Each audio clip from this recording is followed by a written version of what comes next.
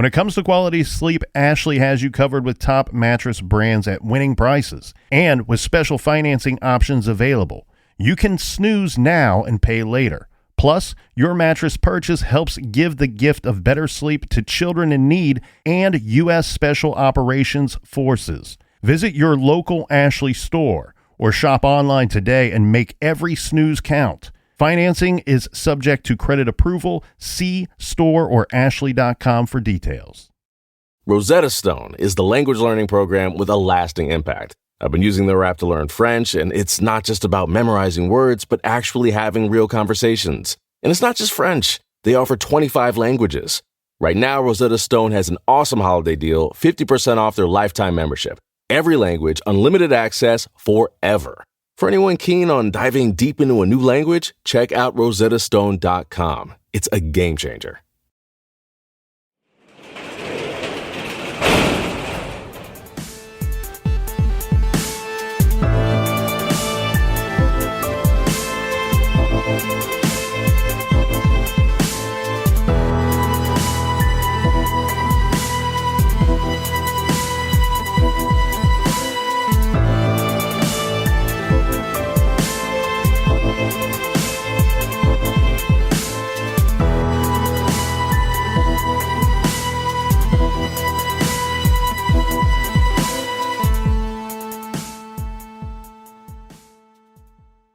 Welcome to True Crime Garage. Wherever you are, whatever you are doing, thanks for listening. I'm your host, Nick, and with me, as always, is a man who is just dying to tell Joe Rogan that he's been abducted by aliens twice. He is the captain. All the small things. It's good to be seen, and it's good to see you. Thanks for listening. Thanks for telling a friend.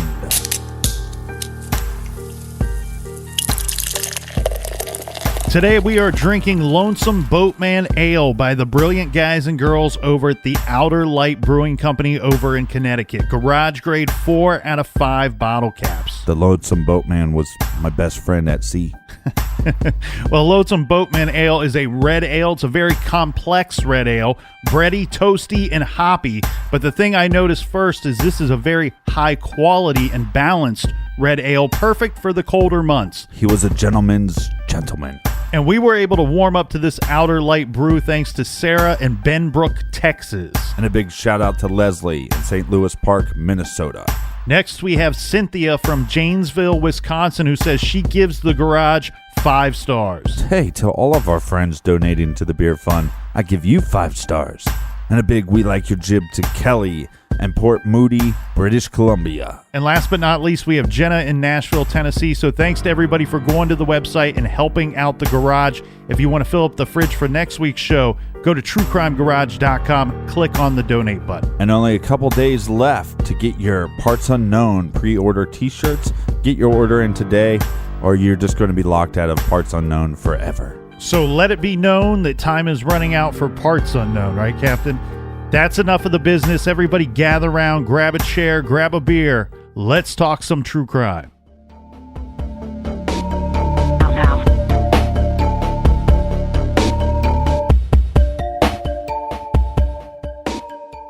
In the early morning hours of July 23rd, 2007, 2 men broke into the home of Dr. William Petit. Petit had lived at the home on Sorgham Mill Drive in the quiet, safe town of Cheshire, Connecticut for 20 years. At home with Dr. Petit that night was his wife and 2 daughters. The 2 men found Dr. Petit asleep on a couch in the sunroom. They beat him with a baseball bat. From there, the 2 men went on to ransack the house and terrorize the girls. This is the nightmarish story of a home invasion and murder. Dr. Petit's wife, Jennifer, and 2 daughters, 17-year-old Haley and 11-year-old Michaela, were killed by these 2 men. A few days later, at the memorial services for the 3 victims, Jennifer Petit and her daughters Haley and Michaela, over 4,000 people were present. People came in from several states away. All 3 were buried in white caskets per Bill's request. And somehow Bill, still nowhere near having recovered from the physical attack he had been subjected to, somehow Bill, He had the strength to speak at that service.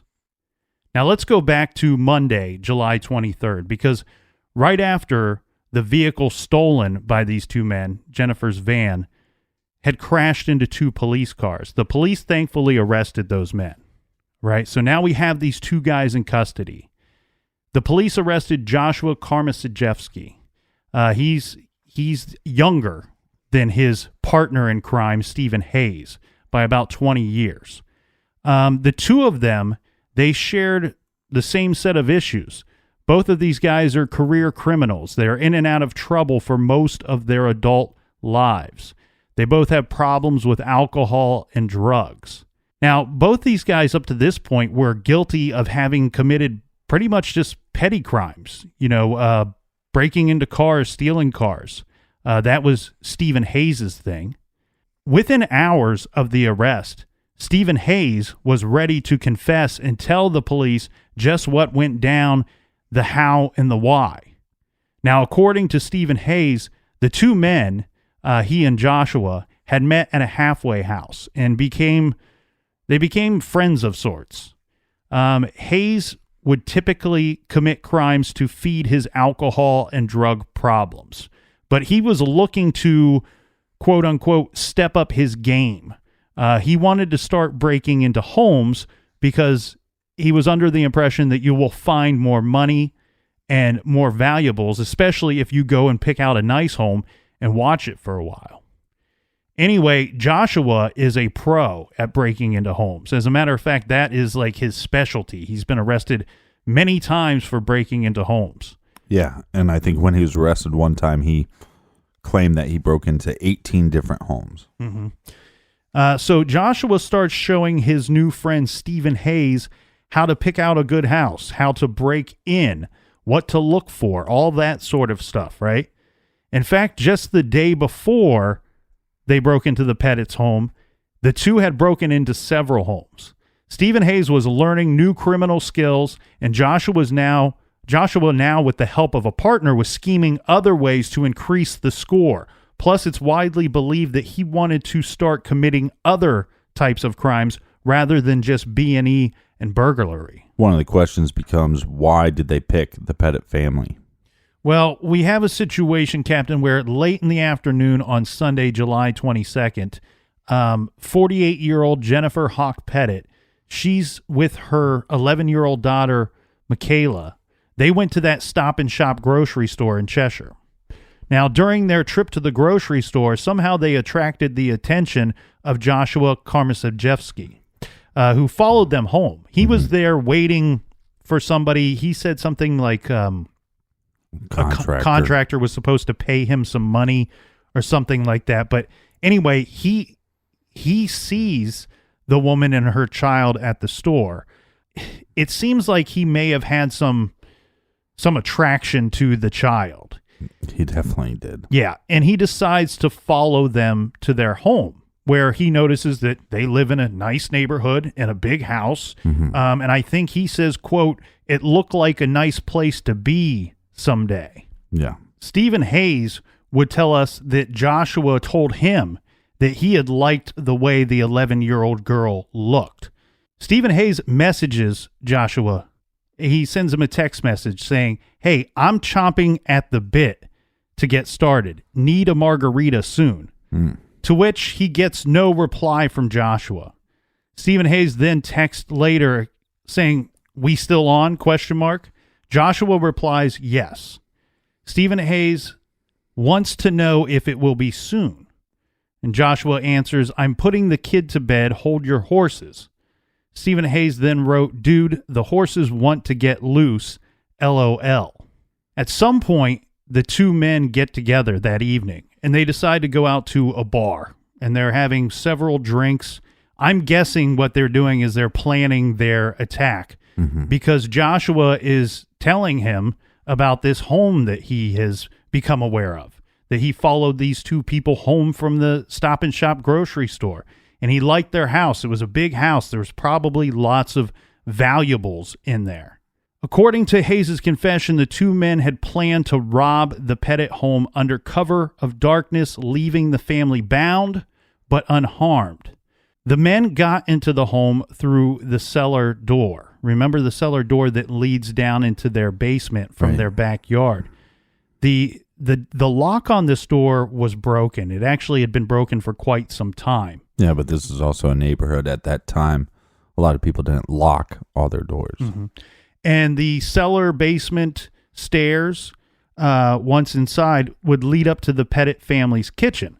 This door, too, had a lock on it, so you could lock it from the kitchen side. Mm-hmm. However, this lock was not locked that night, and it wasn't common practice for anyone in the Petit family to lock this door. Well, after creeping in through the cellar door, through the basement, and up the stairs, they eventually found William Petit sleeping on a couch. Some people call this the porch. It's more of a sunroom. Now, Bill says he never heard the men approaching him. He actually didn't wake up until Josh struck him in the head with the baseball bat. Josh had found the baseball bat. There's several accounts of this. Most of them saying that it was lying in the yard, somewhere in the backyard. There is an account or two that said they may have found it in the basement. Then tying Bill up at gunpoint and later moving him to the basement.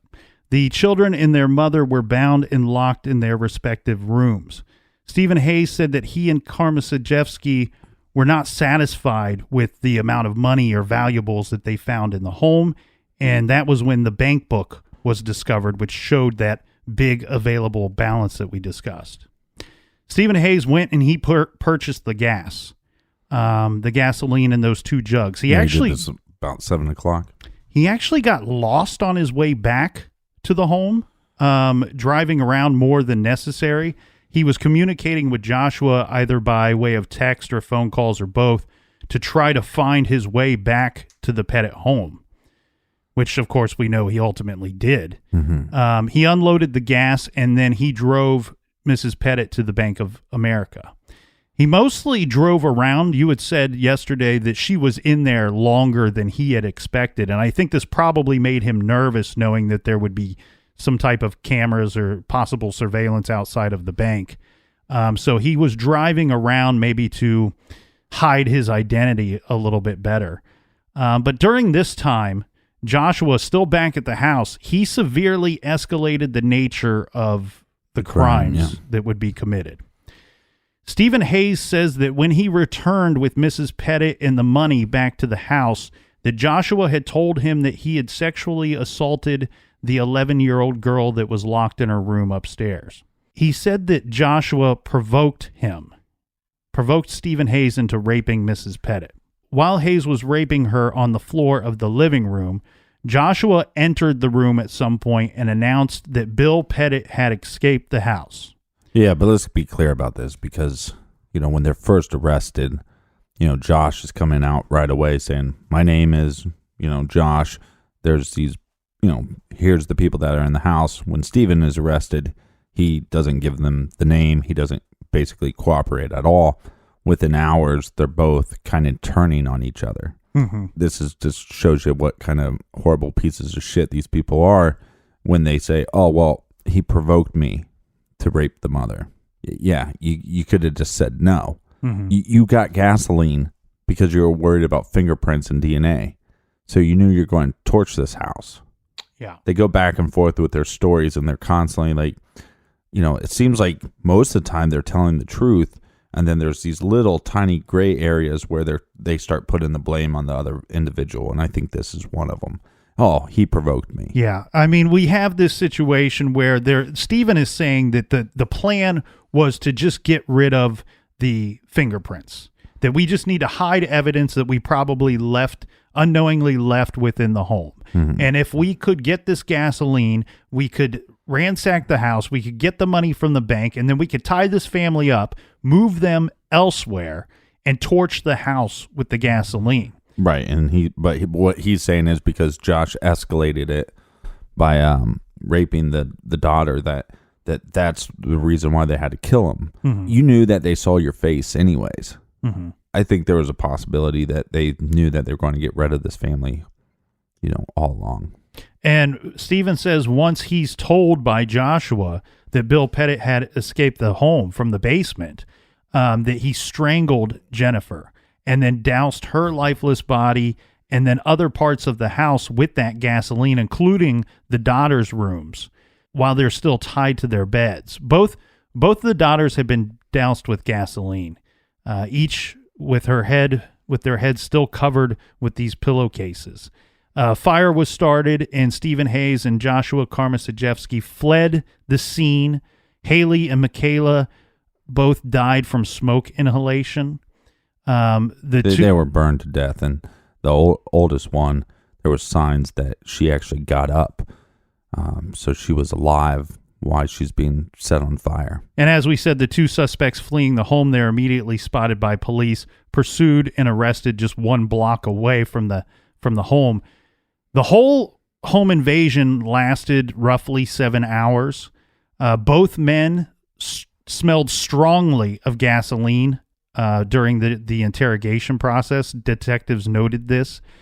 Each of the two lowlifes, as you had said, blamed or implicated the other as the mastermind and or driving force behind the sexual assaults and the killing spree. There were even attempts at times to blame the husband and father, Bill Petit, as some type of accomplice. Yeah, and that was kind of the rumor in town. When you have a whole family that is murdered the way they are, and the husband gets free, I think a lot of people assumed that maybe he had something to do with it.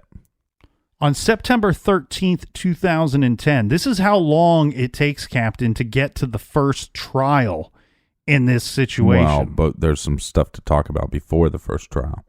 I mean, both individuals, both of these low-life pieces of shit, they say, hey, look, we will tell you everything. We'll plead guilty. Just give us life in prison with no possibility of parole. That was their first thing that they did. And for whatever reason, the state decided that that wasn't enough. Yeah, and it's unfortunate because there's a lot of media regarding how this came about. There's a lot of people saying that that Bill Petit was the driving force, saying we have to sentence these guys to death. Well, because there was a bill going to be passed and they're going to get rid of the death penalty. Mm-hmm. They basically state because of this case and because of the horrific nature of this case that we're going to, I think the governor vetoed it, and they said, okay, well, now that bill is vetoed for right now, and now we're going to go to trial. Bill Petit would say that, he never argued, never fought the prosecutors on this, but it was the prosecutors that had given the recommendation to him that we go after the death penalty. And we don't need to get into a whole death penalty debate or anything like that, but well, that's what this case becomes, the aftermath of it. And the fact of the matter is, I think, okay, I'm just going to say this because this is kind of what I believe. None of these details and none of this stuff has to come out in public. And you don't have to spend money on this stuff. These guys are going to plead guilty. They're going to spend the rest of their lives in jail. They're not going to go to regular jail. They're going to go to solitary confinement. It's basically like being buried alive. And these guys are going to have to live with their actions for the rest of their lives. Also, in the meantime, before the trial happened, I believe both of them tried to take their own lives. Yeah. So these guys want to die, And so you're going to go after the death penalty? That's kind of what they want. So why would you give these animals what they want? Lock them in a cage, have them deal with their actions and what they did. And they'll have to think about that every day. The other problem that I have with this case is that once you go to trial, now all these details have to be relived. And some of these details weren't known because the cops and the cops weren't sharing this with the media because they didn't have to. They have confessions. And so to me, it's like you can protect them after their death by not having to relive this or not have to put this information onto the public. Yeah, but there's clearly no right answer here. You can make a strong argument for either situation that they should just let them confess and give them life in prison or have the state kill them. You can make a strong argument for either one.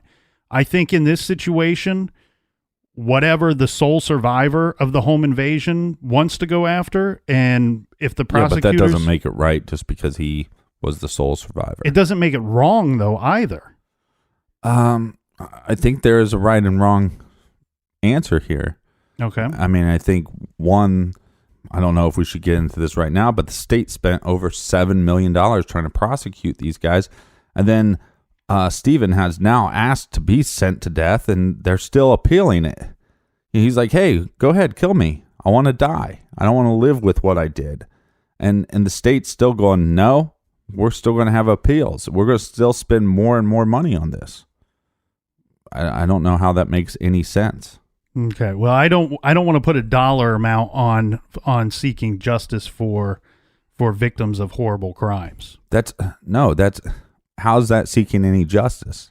I mean, the big question here becomes, when did the cops know about this, and what could the cops done to possibly prevent this? I mean, they weren't dousing the house with gasoline until they got back, and within probably 30 seconds of them returning back home, police were on the scene. So they had the house surrounded. That becomes the big question. I think that's a moot argument to say, well, I'm putting a price on justice. What is justice? That's what these killers wanted. They wanted to die. So isn't that giving them what they wanted? And is that justice? I would rather give Bill what he wants. I don't care what these two guys want. Anyway, at the first trial, September 13th. Right, but what you're saying doesn't make any sense, because what Bill wants and what the killers want are the same thing. It does make sense. How does it not make sense? I'm saying that the guy that had to live through this nightmare, that every day has to wake up without his wife and his 2 children, if he wants these guys killed, I'm fine with it. That's what I'm saying. I'm fine with it. Right. And it doesn't matter what Stephen Hayes or Joshua Karmasajewski, guys who have lied and manipulated people their entire lives, say that they want. I don't care. I don't care what they want. Right, but what this is not about them.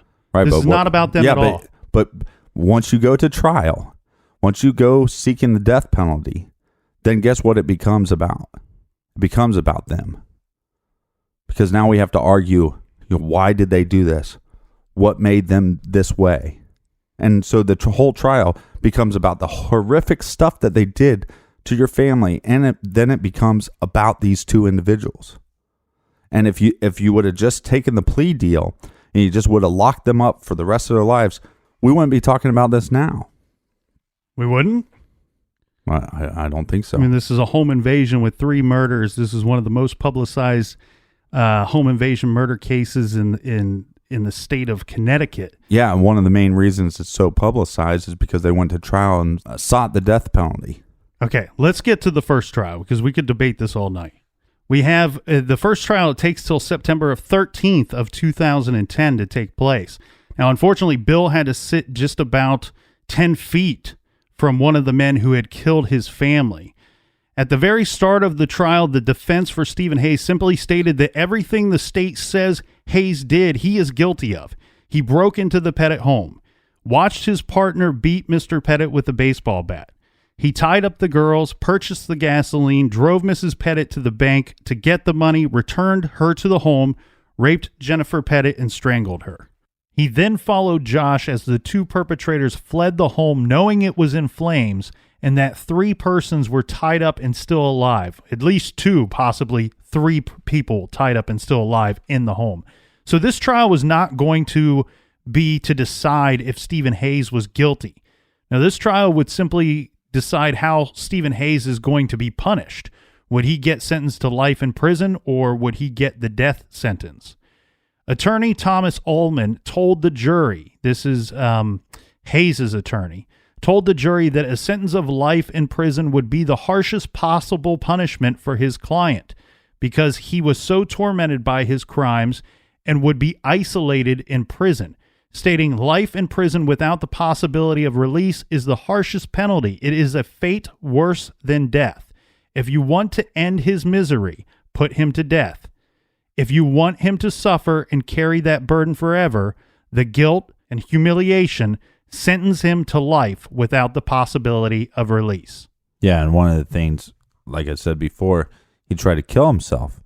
And one of the reasons was he kept on having these reoccurring nightmares that, Stephen had a daughter, and in his nightmare, his daughter was burning alive, and he would have this dream over and over. Yeah, there were several complications with his trial. One, like you said, the suicide attempt. I guess he was pilfering away the drugs. Maybe some of this. Yeah, I think that was his second attempt. Yeah, he was pilfering away these pills for quite some time, saving them up so he could take a whole bunch of them at once and attempt to kill himself. And then he also had some health issues throughout the course of the trial that may have slowed it down a bit. It came out in Stephen's trial that according to the medical examiner, an unspeakable act had been committed on 11-year-old Michaela. Joshua Karmasajewski had sodomized the little girl. This was new information that further shocked the public, and the poor family had to hear this information in person at the trial of Stephen Hayes. Joshua had admitted to assaulting the girl orally, but not this. The jury also learned that the police had found pornographic pictures on Joshua's cell phone that were presumably taken by Joshua during the time that he was assaulting the little girl. The pictures showed Michaela naked and tied to her bed, and showed Joshua's genitalia as well in the pictures. Yeah, and this happened when Stephen left to get the gas around 7:00. There was more than one assault. However you look at Stephen Hayes' story. Also presented at this trial were the journals of Joshua, in which he referred to his breaking into homes as extreme sport.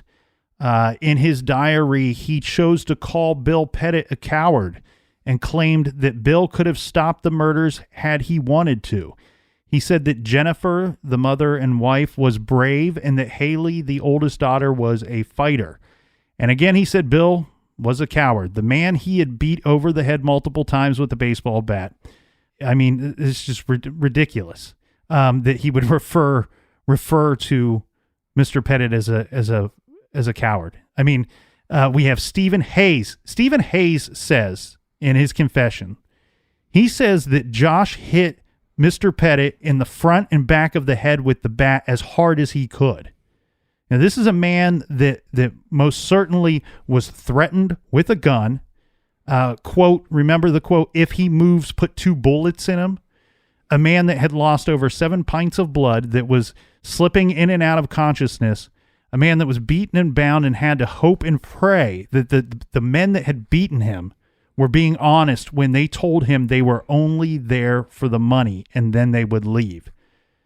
And these same dirtbags told Mrs. Petit, if you go to the bank and get us the money, we will leave. And instead, she was not rewarded for doing this. Not rewarded for doing what they said at all. She was punished for doing what they had said. Stephen Hayes ultimately was found guilty on 16 of 17 counts related to the home invasion murders. Now, on October 5th, 2010, is when he was found guilty. In early November, the jury returned with a recommendation for him to be executed. He was sentenced to death. The jury chose to show him no mercy. He was seeking mercy as he's claiming, he had a pretty bad drug problem at this time. Mm-hmm. He's also saying, I offered a confession to the police. I told them everything that I knew, but they would show him no mercy.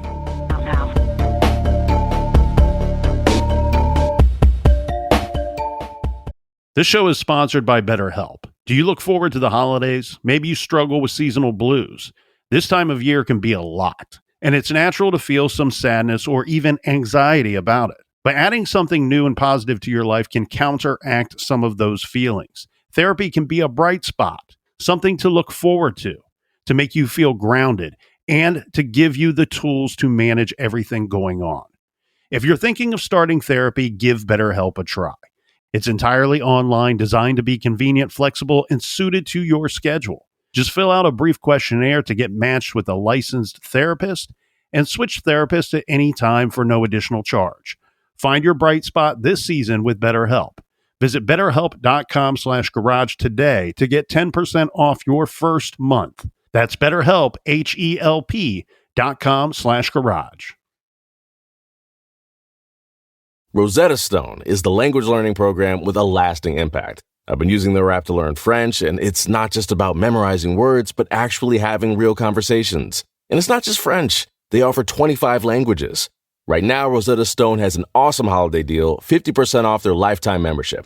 Every language, unlimited access forever. For anyone keen on diving deep into a new language, check out rosettastone.com. It's a game changer. Major phone carriers make you sign contracts with rigid data plans to trap you into a kind of forced phonogamy. Sounds pretty insecure if you ask me. At Consumer Cellular, we believe in a more consensual and healthy form of phonogamy, free of contracts and more flexible to your data needs. This way, you stick around not because we force you to with contracts and fees, but because you love our phone plans. Like ardently love our phone plans. Phonogamously. Consumer Cellular. When freedom calls, we're here to answer. Call us at 1-888-FREEDOM.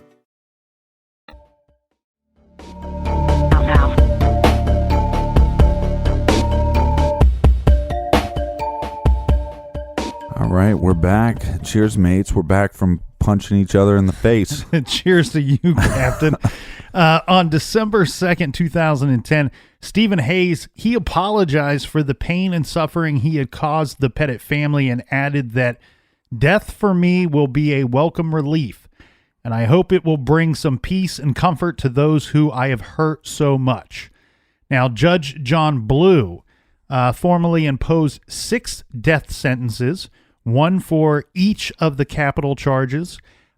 Blue then added a sentence of 106 years for other crimes that Stephen Hayes committed during the home invasion. And before he finished, he stated this. He stated, "This is a terrible sentence, but is in truth a sentence you wrote for yourself in flames. May God have mercy on your soul." Now, just as the captain had mentioned, Stephen Hayes had attempted to negotiate a life sentence during a plea bargain, and that did not happen. After the verdict, his defense attorney stated Hayes smiled upon hearing the jury's recommendation of a death sentence. He added, "He is thrilled. He is very happy with the verdict. That is what he wanted all along." Basically, they're going, "Hey, we're going for appeals." And he's like, "I don't want to appeal. I want to die now." Mm-hmm. So, again, like I said, I know that's what Bill wanted, but it's also what the killers wanted. Now, there was a second trial. We have to try Joshua Karmasajewski for this. He was born in 1980 to a 16-year-old girl and a 20-year-old mechanic and was later adopted by Benedict Karmasajewski. Joshua was a very similar setup, let's say. We have this situation where you're caught red-handed, so it's more of a trial of, is he going to get life or death? Joshua was basically begging the jury and the court for mercy.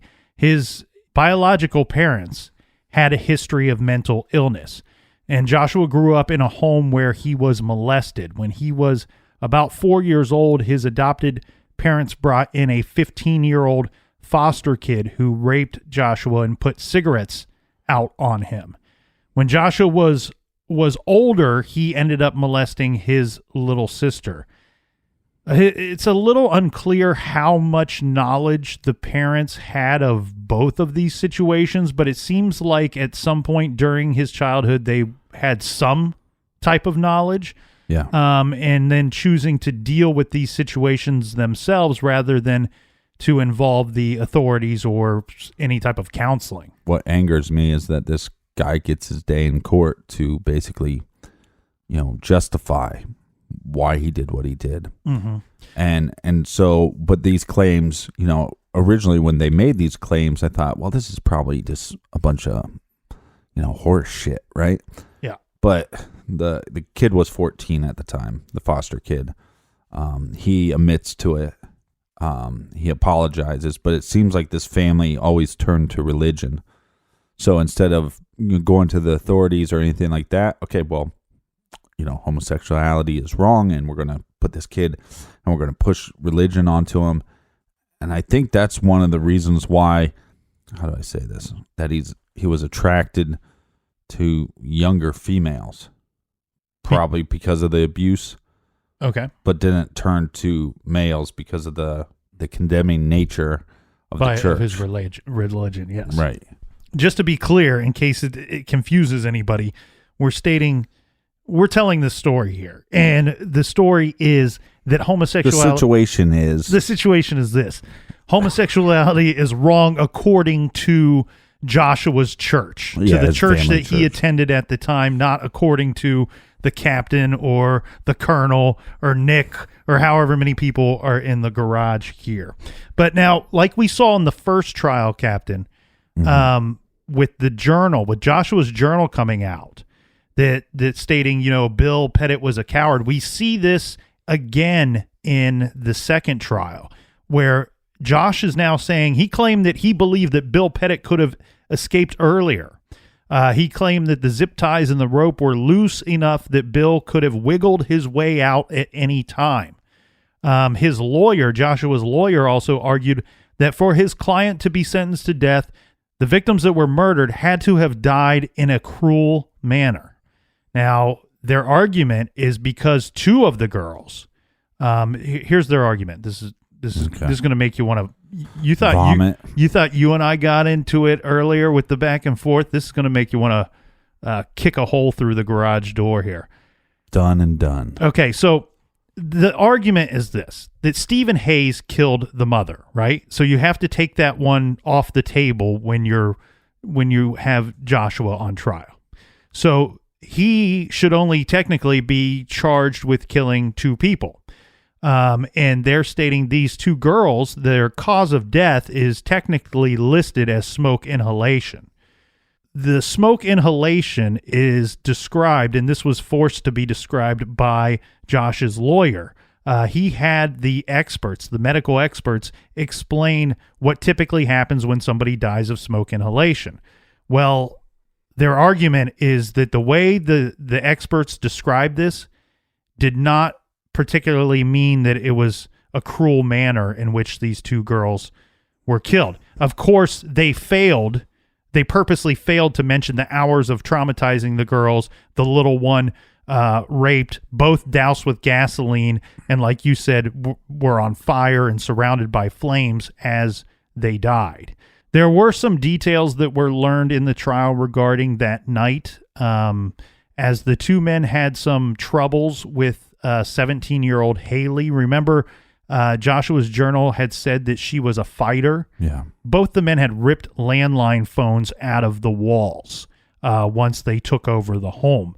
Well, at least once, I believe possibly twice, they caught Haley with her cell phone or someone else's cell phone attempting to either notify someone or possibly call 911. On October 13th, 2011, Josh Karmasajewski was convicted on all 17 counts. On January 27th, 2002, Judge John Blue sentenced him to death by lethal injection, to which his sentence became an automatic life sentence, as did Stephen Hayes's when eventually Connecticut abolished the death penalty. This took place in 2015. Now, both Hayes and Karmasajewski are housed in separate prison facilities in the state of Pennsylvania to serve out their life sentences. Yeah, and I think this is the part, that makes me so mad about this case. Why did this information have to come to light in public? Why did they veto the bill for the death penalty just to have this trial? Then once they have the trial, then they basically they passed the law anyways. It seems like wasted time, wasted money, wasted hurt.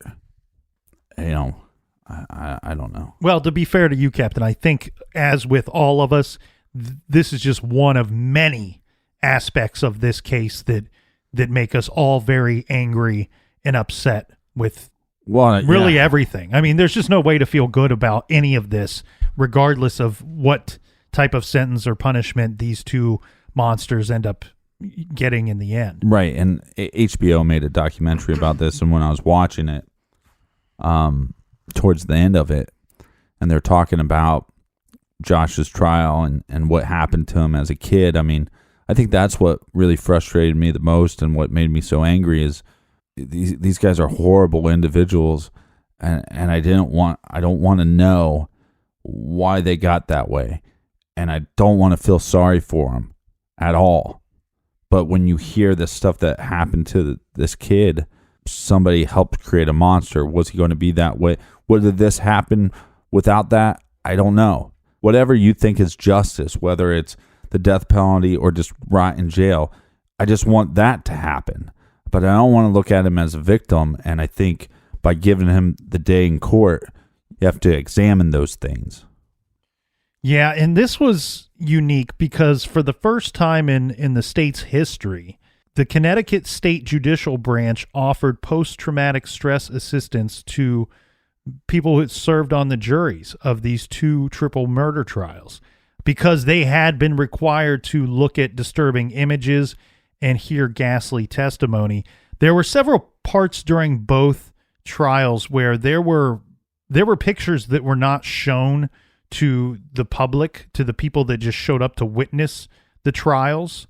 There were obviously many images that were shown to these people. However, when it came to the jury, there were several times during these trials where they took a manila envelope, one of them file folders, and they put in it whatever horrible graphic image that somebody had taken a picture of, whether it was a picture Joshua had taken on his cell phone or whether it was police and firefighter photographs during the investigation itself.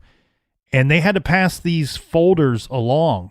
And, the one reporter wrote that every time that these file folders were brought to the jury, I mean, you could see it on their faces. It was as simple as this. It was handed to one juror.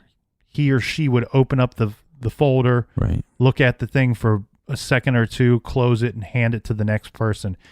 And the reporter said that anytime this happened in these trials, that's all you could hear in the entire courtroom. Everyone was silent, and all you could hear was the flapping open of this file folder, somebody having to see something no one should ever have to see. Well, they had to take multiple breaks because of this. Yes, and pass it along to the next person. And, of course, the family, the Petit family, they had to sit there and hang their heads when this happened as well.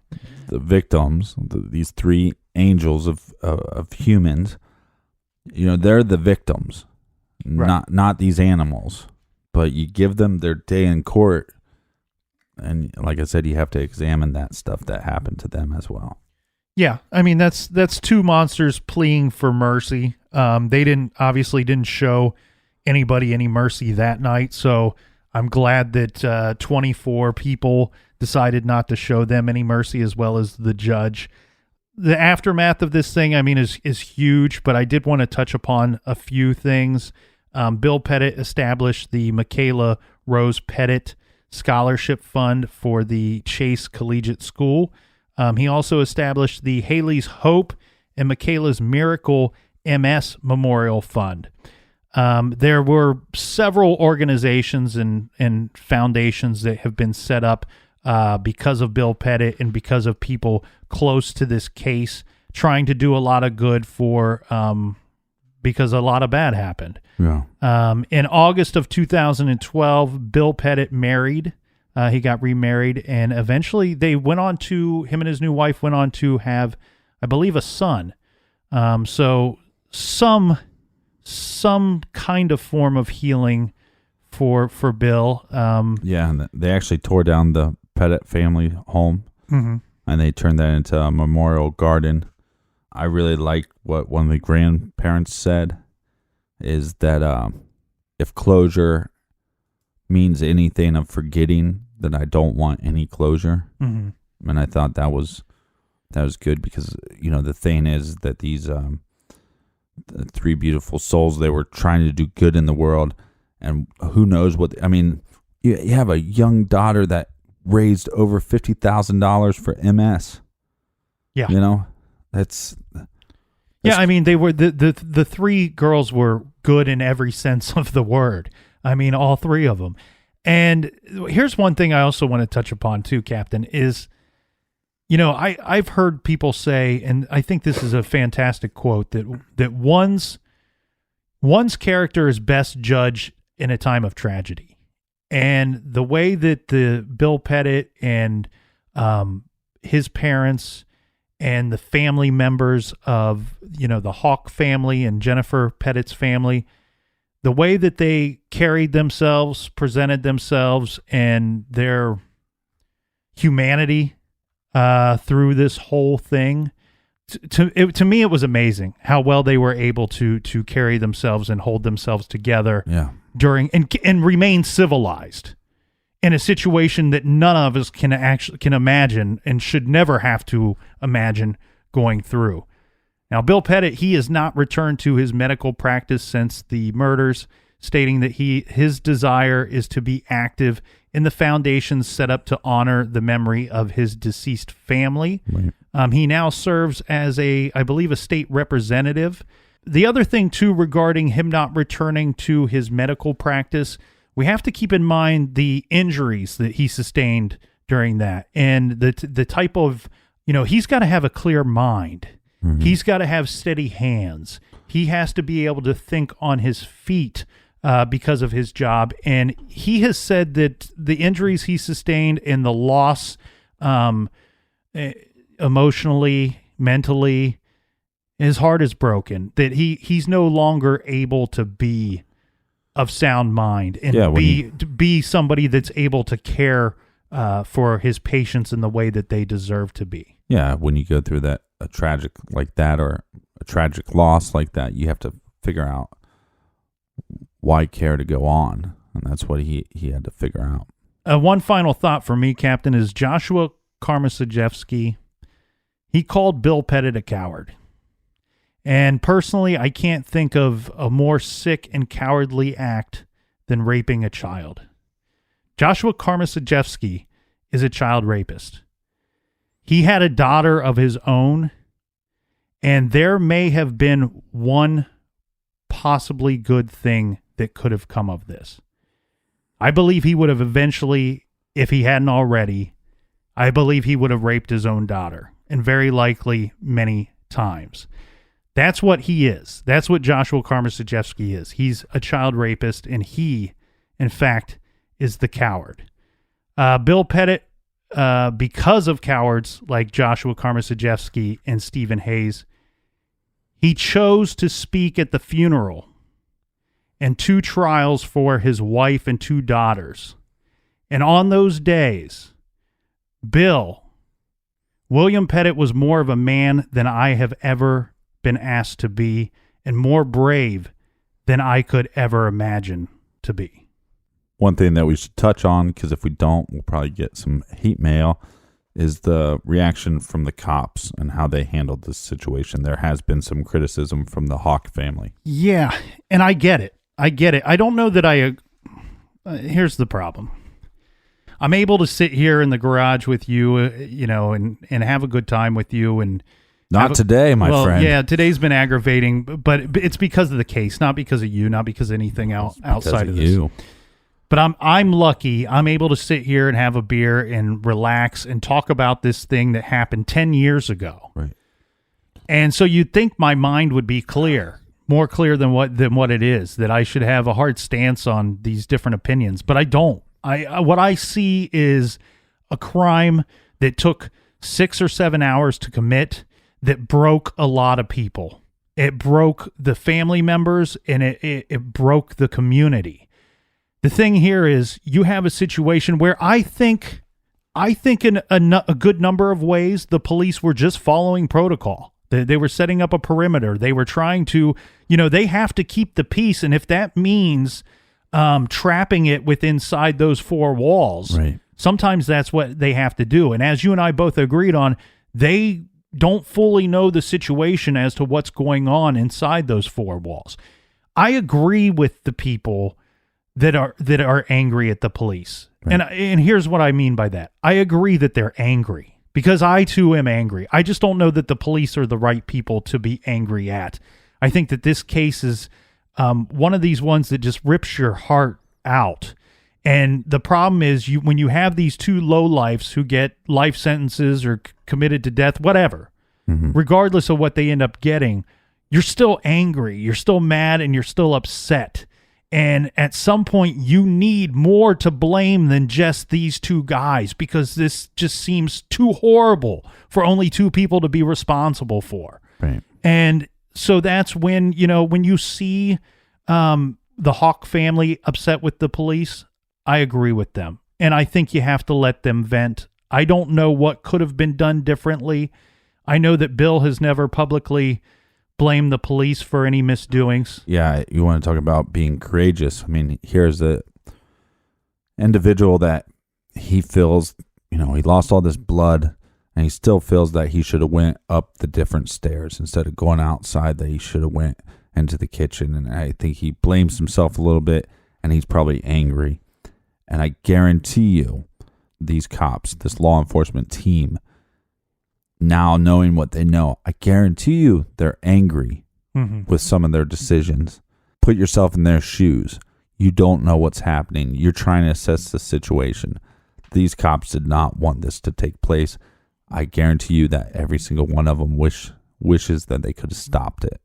And I'm sure that they're angry, and I'm sure that they blame themselves, and there's no reason for more people to point the finger at them.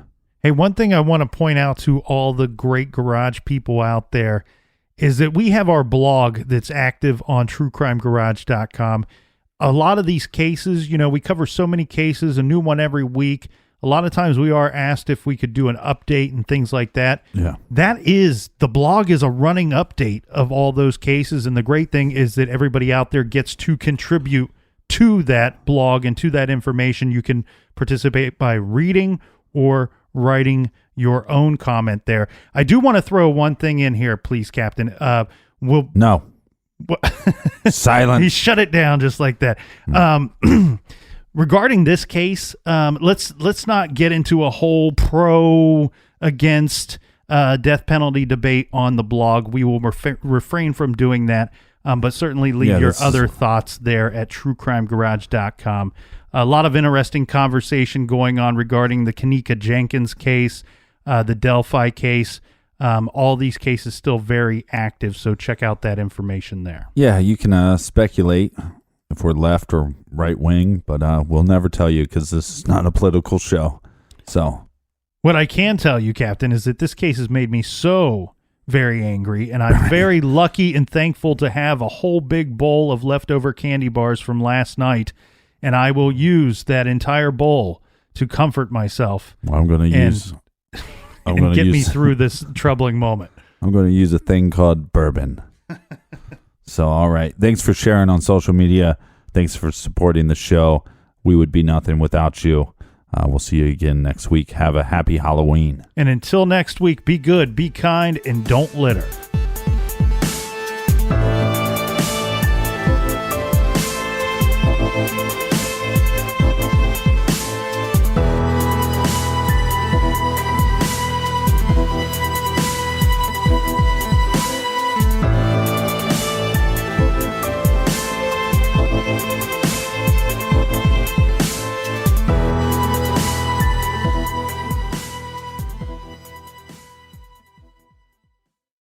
You can live out your MasterChef dreams when you find a professional on Angie to tackle your dream kitchen remodel. Connect with skilled professionals to get all your home projects done well. Visit Angie.com. You can do this when you Angie that.